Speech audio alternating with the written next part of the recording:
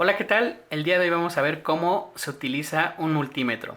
En un video anterior ya habíamos explicado cómo colocar las puntas del multímetro, cuáles son las partes del multímetro y qué significa la simbología que trae el multímetro. Muy bien, pues el día de hoy vamos a empezar a medir lo que es el voltaje de corriente alterna. Para esto te pido que cuando realices tus prácticas lo hagas con cuidado porque aquí sí puede haber un riesgo eléctrico. ¿Ok? Entonces, ¿qué es lo primero que se debe de hacer? Bueno, pues lo primero que se debe de hacer es ya tener conectadas las puntas en su lugar correspondiente. ¿Qué vamos a medir? Voltaje. Por lo tanto, la punta roja va en este lugar. Y la punta negra, esa nunca se mueve del lugar. Después, ¿qué se debe de hacer? Bueno, mover la perilla y ubicar el voltaje de corriente alterna. Una vez que ya hayamos colocado la perilla en su lugar correspondiente, procedemos a introducir las puntas o poner las puntas donde queremos realizar la medición. ¿Ok? Entonces ahí tenemos un voltaje de 127 volts de corriente alterna. ¿Ok? Ahora, siempre es importante colocar primero la perilla en el lugar correspondiente y después poner las puntas del multímetro. ¿Eso para qué? Para evitar dañar nuestro multímetro. ¿Ok? Estamos en México, por lo tanto el voltaje que estamos utilizando aquí es de 127 volts de corriente alterna. ¿Ok? Así es como llega. ¿Qué más? Bueno, lo que podemos hacer con este multímetro también es medir la frecuencia. Por aquí hay un símbolo de Hertz, HZ, en donde podemos medir la frecuencia. ¿Ok? No todos los multímetros poseen esa aplicación. ¿Ok? Y este multímetro pues sí la tiene. Por lo tanto, nos indica que solamente debemos de apretar el botón amarillo. Si lo oprimimos, vamos a visualizar que tenemos una frecuencia de 60 Hz. ¿Ok? Entonces, ya que hayamos terminado la medición, lo que podemos hacer es quitar las puntas y después apagar nuestro multímetro. ¿Ok? Ahora vamos a ver cómo se mide el voltaje de corriente directa. Para medir el voltaje de corriente directa, pues podemos agarrar una pila de ejemplo. ¿Ok? Y después lo que se tiene que hacer pues es ubicar nuevamente las puntas en el lugar correspondiente, mover la perilla en el símbolo de voltaje de corriente directa. ¿Ok? Después de que ya hayamos puesto la perilla en el lugar correspondiente, pues verificamos cuál es nuestro terminal positivo y cuál es nuestro terminal negativo. Después vamos a colocar las puntas en el lugar correspondiente. ¿Ok? Y ahí tenemos que es un voltaje de 4.18.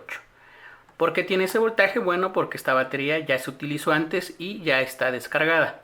Ahora, ¿qué pasa si yo pongo las puntas al revés en una fuente de corriente directa? Bueno, pues si nos fijamos, vamos a tener un valor negativo. ¿Qué nos indica ese valor negativo? Que hemos puesto las puntas al revés. ¿Ok? En el caso de la corriente alterna, como no tenemos polaridad ahí, por lo tanto las puntas no tienen un sitio. ¿Ok? Es indiferente donde pongamos las puntas para realizar la medición. ¿Ok? Ahora, muchas veces vamos a tener no siempre una fuente de alimentación de corriente directa es una batería, sino pueden ser algunas fuentes y pues simplemente es colocar la punta roja con el terminal positivo y la punta negra con el terminal negativo. ¿Ok? Y ahí tenemos una fuente de 5.18 volts. Ahora vamos a medir milivolts en corriente alterna y en corriente directa. ¿Ok? Para esto nos vamos a apoyar de un generador de funciones para sacar una onda senoidal como la que se muestra en el osciloscopio y vamos a medir esa amplitud. ¿Ok? Entonces, ¿cuál es el primer paso? Pues ubicar la perilla en el lugar correspondiente. ¿Ok? Nos fijamos que diga milivolts en corriente alterna. Ahora sí, una vez que ya tenemos una salida de señal o ya sé dónde voy a medir, pues coloco las puntas en el lugar correspondiente. ¿Ok? Colocamos las puntas y nos dice que tenemos 101.5 volts de corriente alterna, ¿ok? Y como es alterna, recuerden que las puntas, el lugar de las puntas es indiferente, ¿ok? Porque no existe una polaridad. Recuerden que va en un tiempo es positivo, en otro tiempo es negativo. Un tiempo positivo y un tiempo es negativo, ¿ok? Bueno, así es como medimos el voltaje de corriente alterna. Ahora, para medir el voltaje de corriente directa, voy a mandar una señal que sea de corriente directa, que ya no sea una onda senoidal. Para esto vamos a tipo de onda y buscamos una onda que sea de corriente directa, ¿ok? En el osciloscopio pues estamos viendo los tipos de onda que nos puede dar este generador de funciones y este sería una señal de corriente directa, ¿ok? ¿Cuál es el paso siguiente? Bueno, el multímetro nos dice que sí puede medir alterna y también directa, pero solo hay que oprimir el botón amarillo. Y si nos fijamos dice milivolts de DC. Ahora sí, coloco las puntas en el lugar correspondiente y tenemos 141.1 milivolts en corriente directa. Si cambio las puntas, vemos que sale un signo negativo, que quiere decir que estoy midiendo al revés. Ok, pues ahora vamos a pasar a medir la resistencia, ok, utilizando esta herramienta. Ahora vamos a medir la resistencia. Para esto vamos a mover la perilla en el símbolo de ohms. Ahí está. Y este multímetro pues es autorrango, ¿ok? Si ustedes tienen algún otro multímetro donde diga ohms, kiloohms o miliohms, pues hay que seleccionar el rango más alto. Y si vemos que la medición me sale en decimales, pues voy reduciendo la escala, ¿ok? O el rango de medición. Bueno, después de que ya colocamos la perilla en el lugar correspondiente, lo que tenemos que hacer es agarrar la resistencia y colocar cada punta en un extremo, ¿ok? Y aquí tenemos una resistencia de 198 ohms, ¿ok? Vamos a ponerlo por aquí, 198 ohms, ¿ok? El valor de la resistencia se puede ver afectada porque lo estoy agarrando con las manos, ¿ok? Ahora, si yo no agarro la resistencia con las manos, tengo otro valor de 199.6 ohms. Lo más recomendable es no agarrar los componentes con las manos porque vamos a tener algunos valores erróneos, ¿ok? Entonces esto sería con una resistencia fija, pero muchas veces también nosotros queremos medir el valor de una resistencia variable. Por ejemplo, este es un potenciómetro, ¿ok? De 10K y tiene tres pines o tres patitas, ¿ok? ¿Cuál es el que nos interesa o cuál es la patita que siempre va a estar variando? Pues la que varía es la patita de en medio, ¿ok? Entonces cuando yo haga la medición, siempre voy a agarrar la patita de en medio y un extremo, ya sea el extremo izquierdo o el extremo derecho, ¿ok? Entonces para realizar la medición no es necesario utilizar las tres patitas, ¿ok? Solamente basta con utilizar dos patitas de este potenciómetro. Ya que tenemos el potenciómetro, vamos a colocar una punta en la parte central y otro en el extremo izquierdo, ¿ok? Y nos marca 5.18 kiloohms. Vamos a mover la perilla hasta el lado izquierdo y realizamos nuevamente la medición. Tenemos 2.9 ohms, ¿ok? Ahora voy a mover la perilla hasta el lado derecho y vuelvo a medir y tenemos 9.79 kiloohms, ¿ok? Quiere decir que el valor mínimo de resistencia está en el lado izquierdo y el valor máximo de resistencia está en el lado derecho, ¿ok? Ahora fíjense, voy a poner la punta en la parte central y ahora voy a agarrar el extremo derecho y tenemos 2.6 ohms. Ahora el mínimo de resistencia está en el lado derecho y vamos a mover la perilla. medimos nuevamente y tenemos 9.79 kilo ohms. Ahora el máximo de resistencia está en el lado derecho, ¿ok? Esa es la única diferencia entre utilizar un extremo u otro, ¿ok? Pero recuerden que siempre vamos a estar utilizando el de en medio, ya que este es el que varía. Ahora vamos a medir los dos extremos y tenemos 9.79 kilo ohms. Voy a mover el potenciómetro hacia la derecha y no varía. Ahora vamos a ver la herramienta de continuidad. Para esto vamos a mover la perilla hasta el símbolo de continuidad, donde vemos que son como unas ondas de sonido, ¿ok? Que nos indica que el multímetro va a emitir un pitido. Entonces vamos a suponer que aquí tenemos dos puntas, las cuales están unidas por un cable.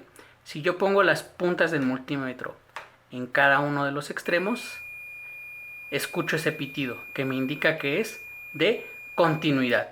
Ahora vamos a suponer que algo pasa por el cable y se puede llegar a romper. Y si yo mido continuidad en esas dos puntas, me voy a fijar que ahora ya no emite sonido. ¿Por qué? Porque se rompió esa continuidad, se rompió el cable, se rompió la pista. ¿Ok? Para esto nos sirve la prueba de continuidad.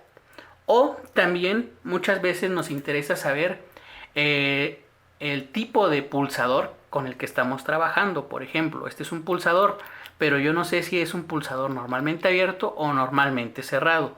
Para eso puedo hacer uso de la herramienta de continuidad. Coloco las puntas, coloco la otra punta por aquí y veo que no hay continuidad. Y cuando presiono, sí hay continuidad. Esto me indica que este es un pulsador normalmente abierto. ¿Ok? También puedo verificar el estado de interruptores. Colocamos las puntas. Ahí está. El 0 nos indica que está abierto. El 1 nos indica que está cerrado. ¿Ok? Así puedo verificar el estado físico de un interruptor o de un pulsador, o también el estado físico de una pista o un cable. Muy bien, pues ahora vamos a pasar a utilizar la herramienta del diodo. Bueno, pues para utilizar la herramienta de prueba de diodo, solo basta con mover la perilla donde está el símbolo del diodo. Muy bien. Bueno, pues un diodo es un semiconductor que solamente deja conducir la corriente en un solo sentido. ¿Ok? Por ejemplo, este es un diodo y por aquí tiene una pequeña línea gris, ¿ok? Que me indica que es el lado negativo, ¿ok? O el cátodo. Muy bien. Y de este lado, en el lado izquierdo, tenemos el ánodo. Ahora, para que estos semiconductores funcionen, necesitan un voltaje mínimo que es de 0.7 volts, ¿ok? Entonces, si yo coloco mis puntas en el lugar correspondiente, ¿qué quiere decir esto? La punta roja con el ánodo, perdón, y la punta negra con el cátodo. Ahí está. Y me da un voltaje de 0.54 volts, ¿ok? Lo que me indica que el diodo está correctamente, ¿ok? En el caso de que el diodo ya estuviera quemado, que algo le hubiera pasado, simplemente pues aparece OL, ¿ok? Ahora si yo lo coloco al revés, también me aparece OL, ¿ok? Esto quiere decir que hice una polarización inversa, ¿ok? Una polarización que no está en directa, y en directa recuerden positivo con positivo y negativo con negativo, ¿ok? Entonces para verificar que un diodo está en óptimas condiciones nos debe de dar un voltaje de 0.5 o cercano a 0.7 volts.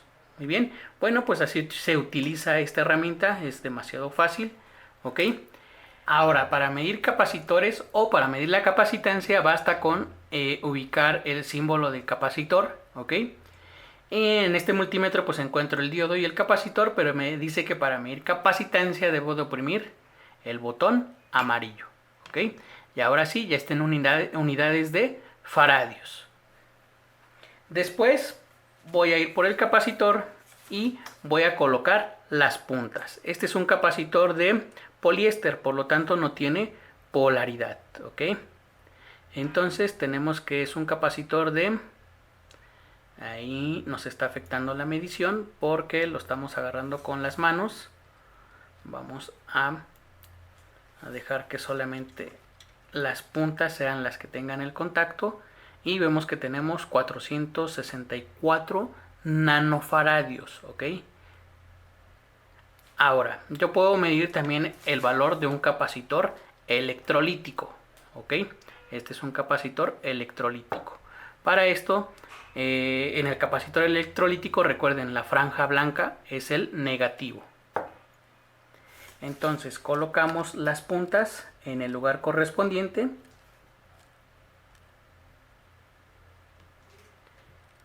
Y nos fijamos que tenga un buen contacto.